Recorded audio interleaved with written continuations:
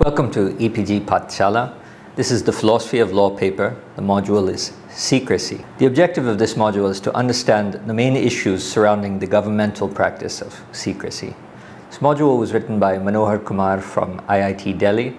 I'm Akash Singh Rathod from the Lewis University of Rome. Secrecy is the intentional hiding of information or an act from being revealed to others.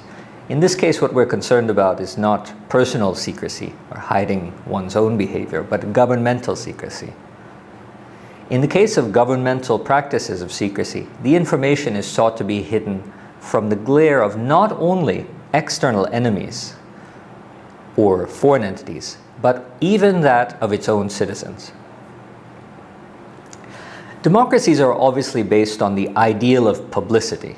And at the outset, it might seem that secrecy conflicts with the norms of publicity. But the very reasons that lie at the foundations of modern democracy can also be understood to justify the need for secrecy too. The main understanding of political philosophy, the function of government is to protect citizens from one another and to protect citizens from external threats. So both internal and external security. Simultaneous demand for government to be responsible and adequately represent the will of the people demands publicity, but the requirement of security may require secrecy.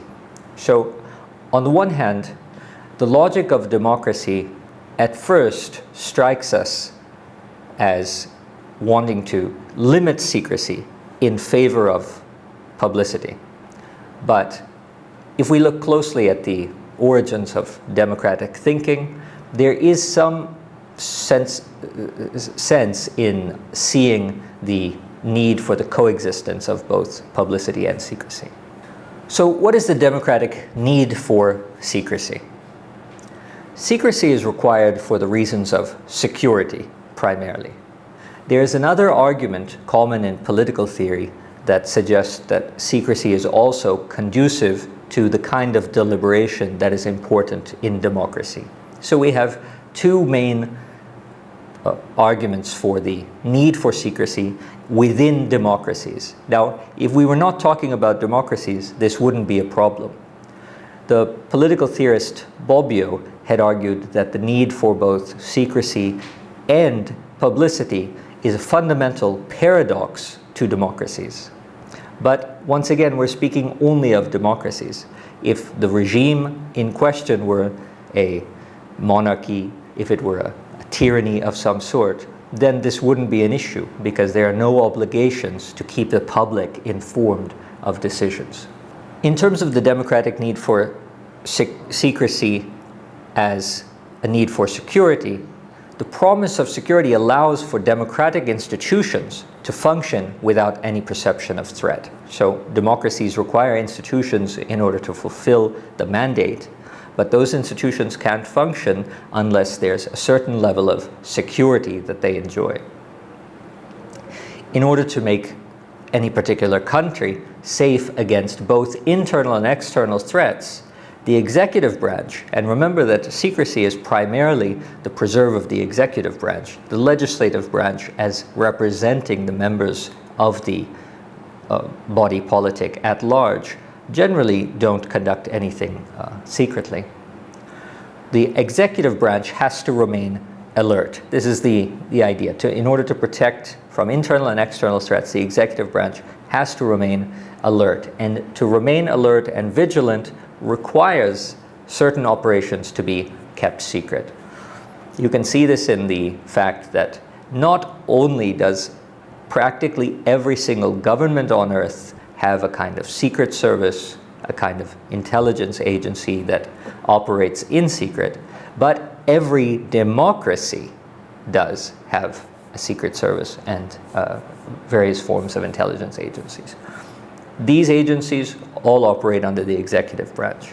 There are certain policies which require secrecy to be not only possible, but also to be effective. You can think very clearly of military operations. How could any military operation be effected properly without secrecy?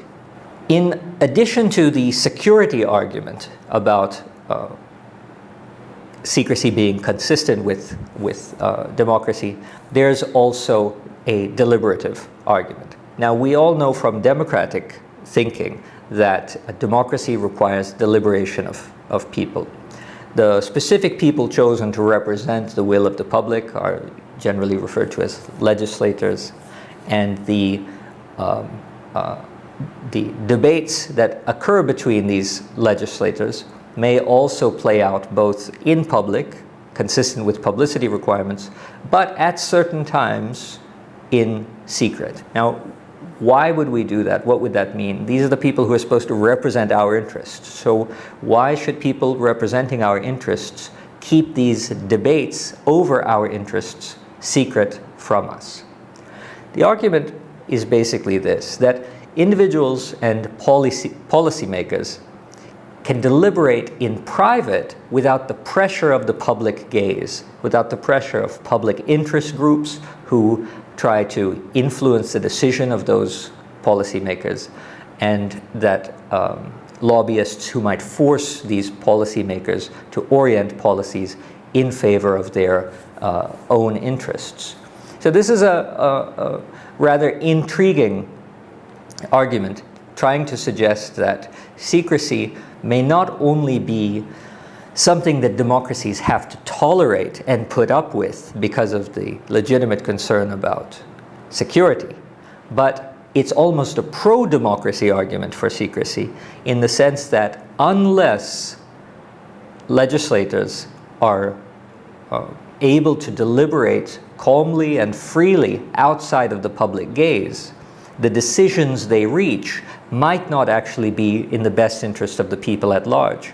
The decisions that they reach within full view of the public and all of the pressures that are consequent to that may lead, in fact, to more narrow decisions. So according to this line of argumentation, secrecy promotes democratic deliberation. The veil of secrecy allows individuals to make better sense of others' arguments, to hear out reasons, and allows time for deliberation without the pressure of playing to the gallery. The quality of decisions improve if those deliberating are protected from the glare of publicity. Now, these two arguments, secrecy and about secrecy, which are security and deliberation, together constitute the reasons why we can see secrecy within a democracy not as a paradox, but as in some way complementary.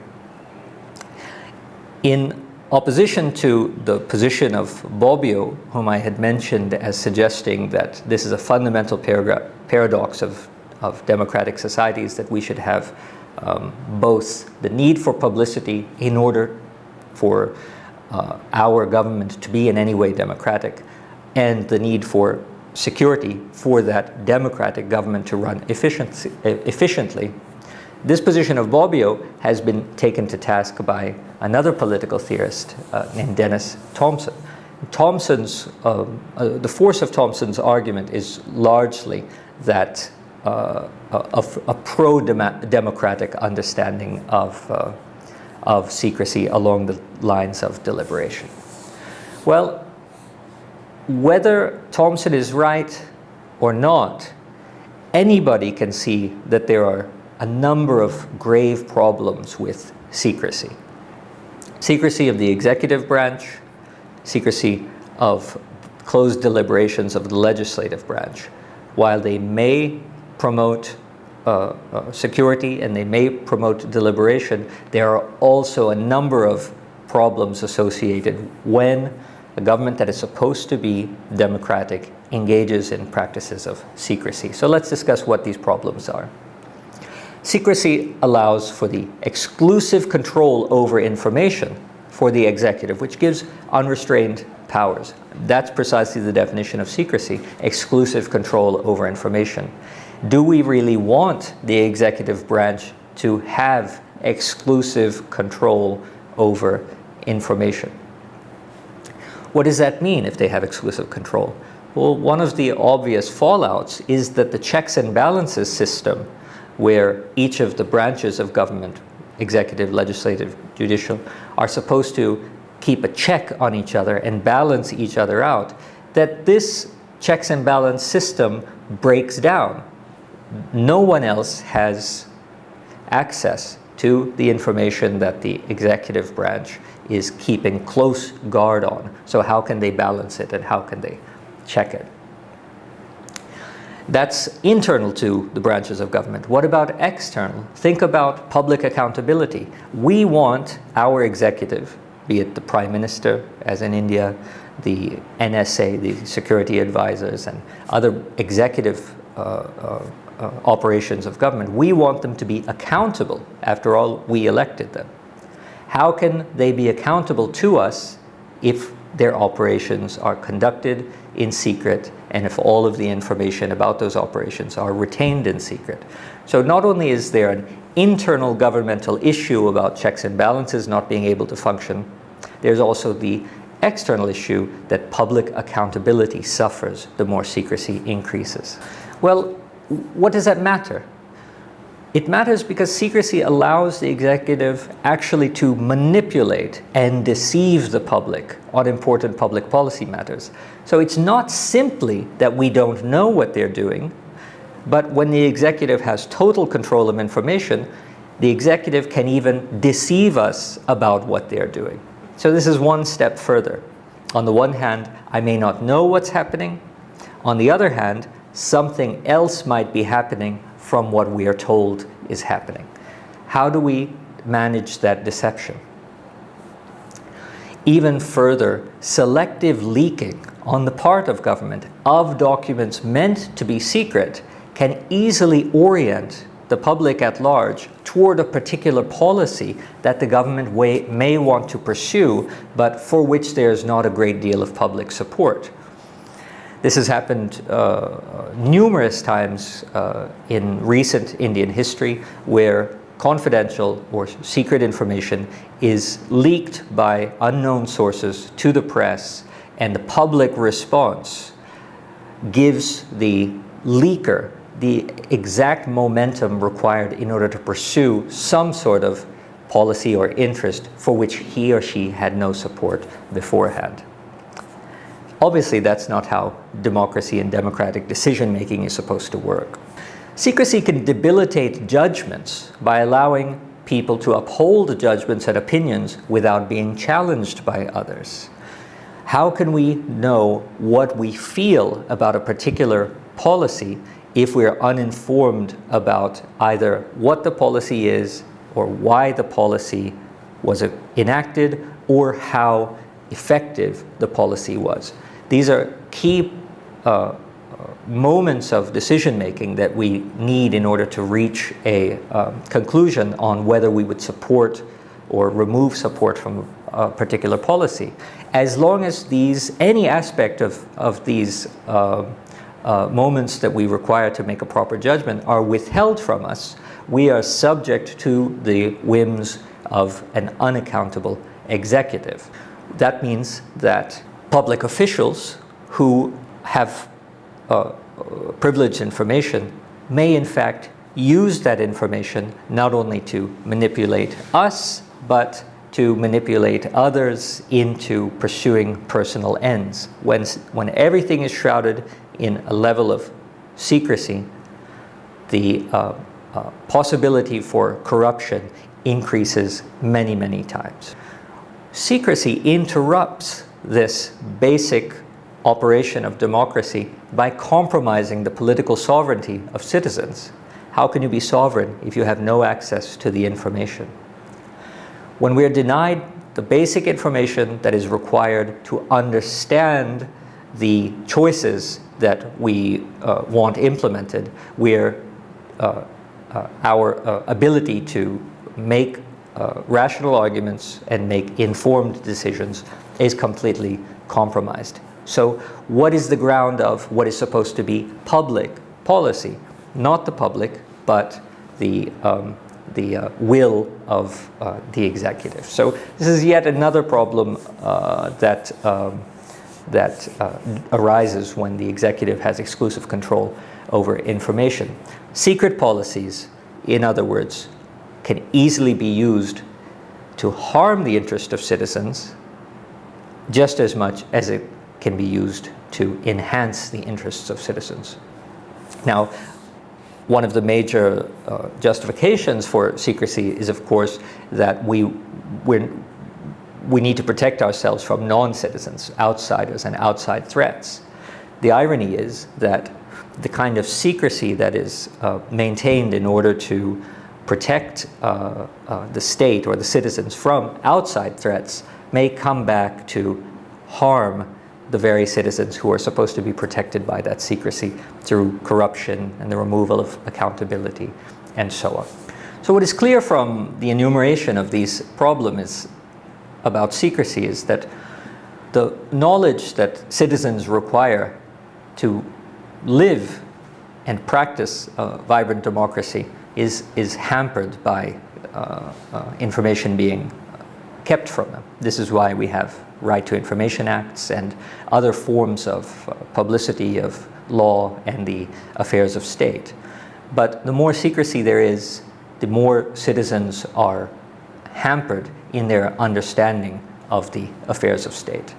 Hidden state of affairs can be a very dangerous thing. We know the arguments for why we need it in terms of security, but think about how dangerous it can be when the affairs of state might be incursions on the basic rights of citizens. Now, we all know that the incursions on the fundamental human rights of non-citizens is a constant threat by our own external intelligence and military forces. But considering that these people are non-citizens and considering that our access to that information is often limited, or it is presented to us in a kind of spin through the media, we often take that less lightly.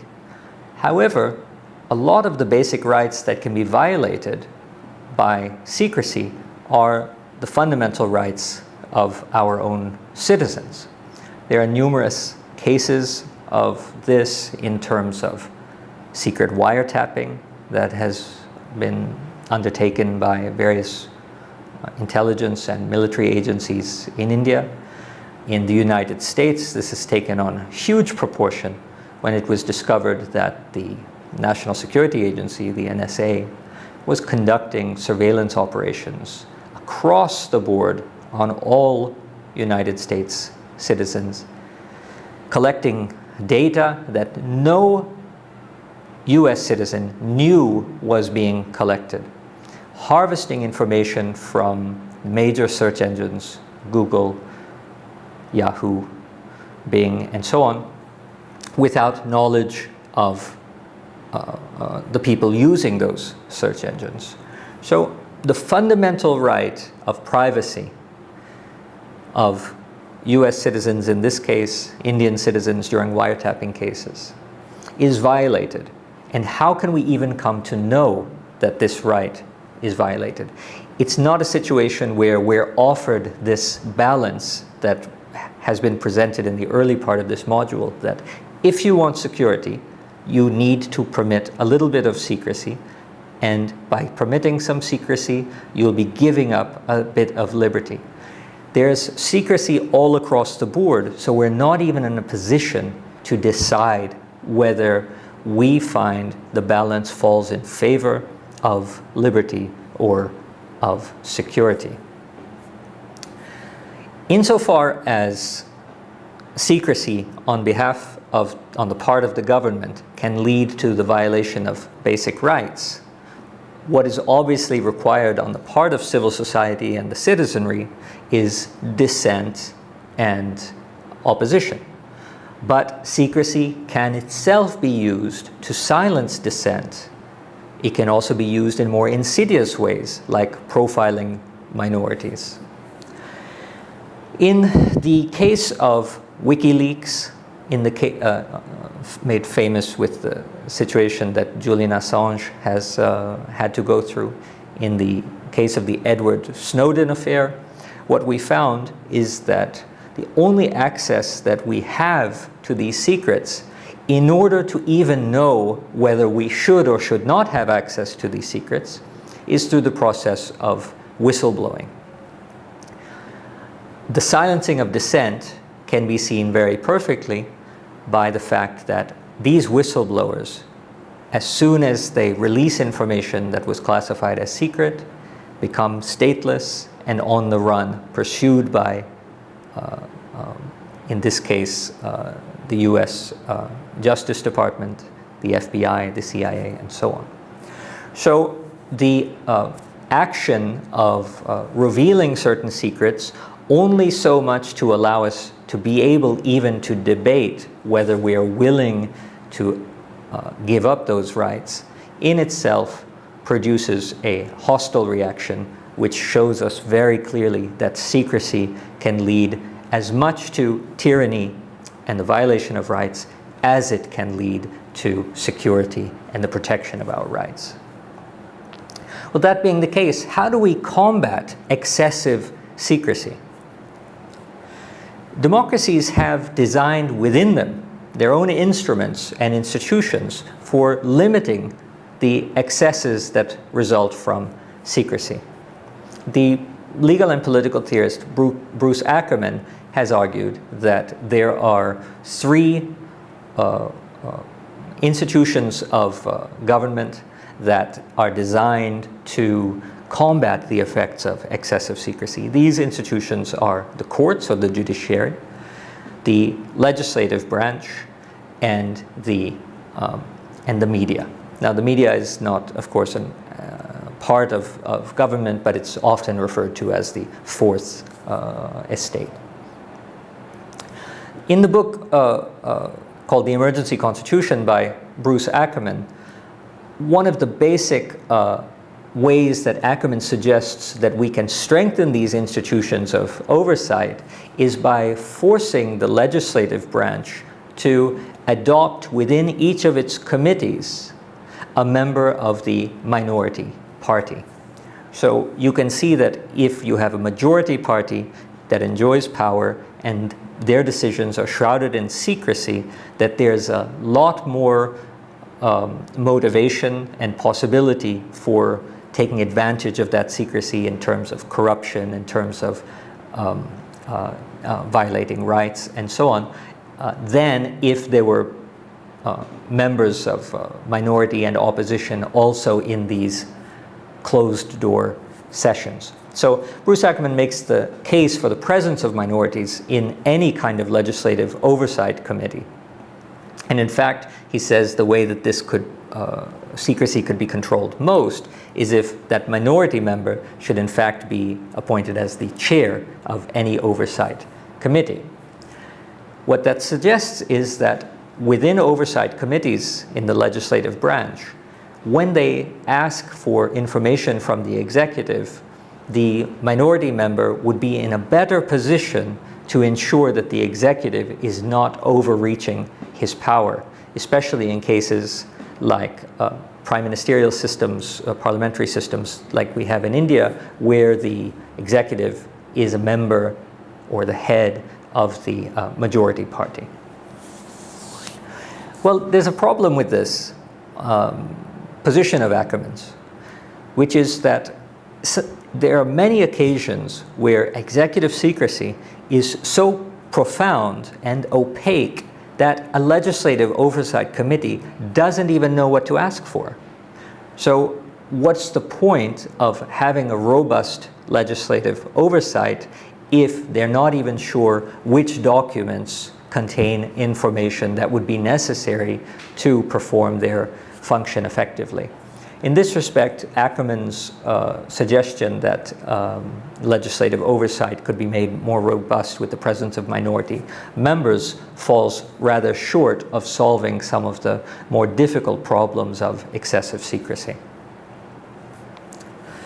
Now, the legislative committees also don't necessarily have the kind of expertise that the executive branch has, especially when it comes to national security. National security is one of the main reasons given for the need for secrecy.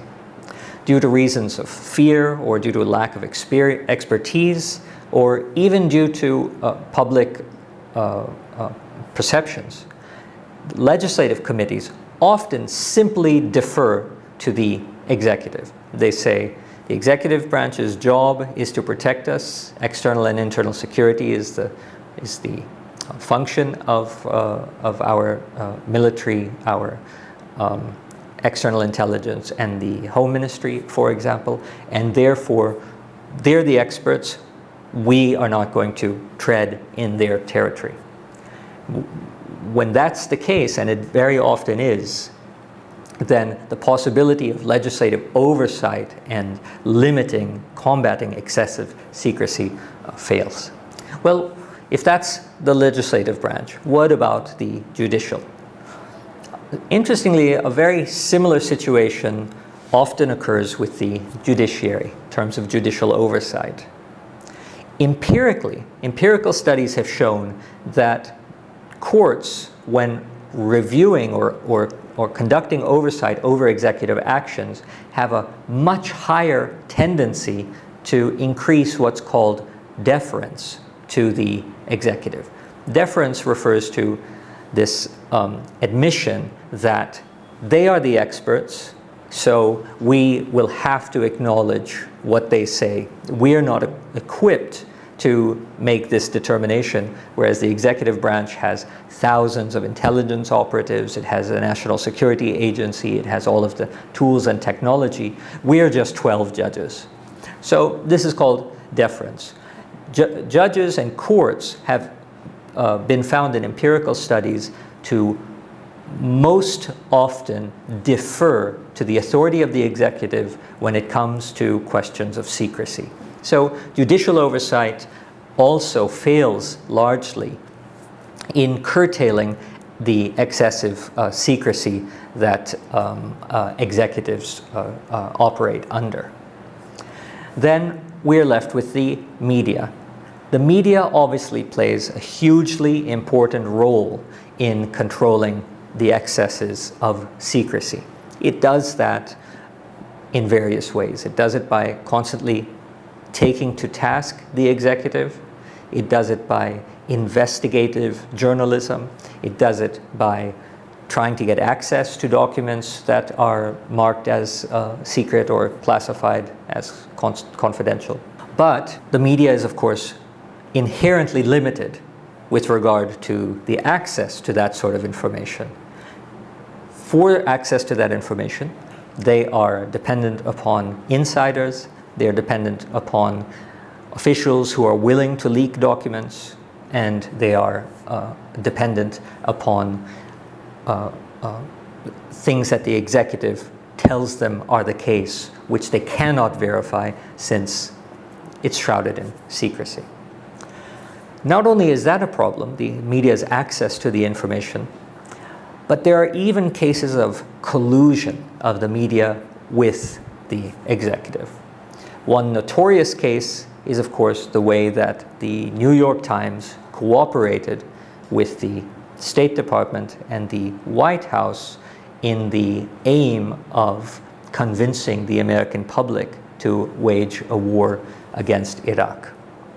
So the New York Times suspended its usual rigorous investigative journalism to find out whether indeed Iraq did have these so-called WMDs, weapons of mass destruction, which were used by the State Department and the President of the United States as a way of convincing the public that we must wage war against Iraq. The New York Times decided not to investigate and instead ran a number of headlines over days and weeks giving the reasons why the United States needed to go to war with Iraq. What did we find out subsequently? There were no such weapons, and in fact, they knew it all along. This is a gross failure of the media in curtailing secrecy. In fact, quite the opposite. They participate, they collude with the executive power in keeping crucial information secret and in disseminating misinformation. So this is always a risk in terms of what the media can do in combating excessive secrecy, there's always the risk of collusion with the executive.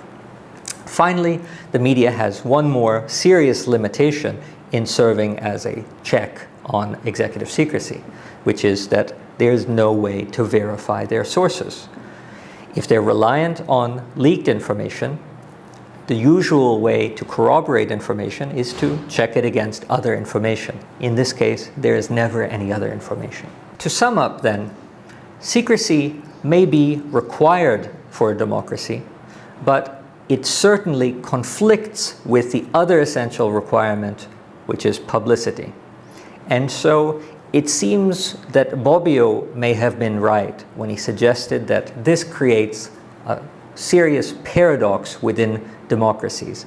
Democracies, on the one hand, need secrecy for functioning efficiently, but on the other hand, the fact of excessive secrecy can disrupt the very enterprise of democracy itself, removing the information from citizenry that they need in order to make the very democratic decisions to perform what democracy is. Finally, secrecy can also be used to protect the wrongdoing on the part of the state. And in that regard, secrecy can be seen as something that needs a great deal of curtailment, of the ability to resist and limit by whatever institutions are available to us, whether that's judicial oversight, legislative oversight, or the media.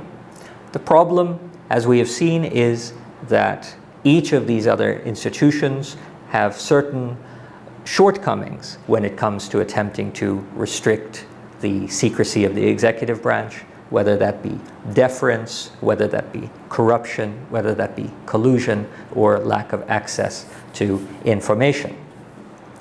So finally, in the absence of any larger accountability structures or institutions that can operate systematically to limit the ill effects of secrecy in a democracy, we are left with just one thing, and that is whistleblowers. The possibility that whistleblowers leak information and alert the public when secrecy goes wrong. Thank you very much.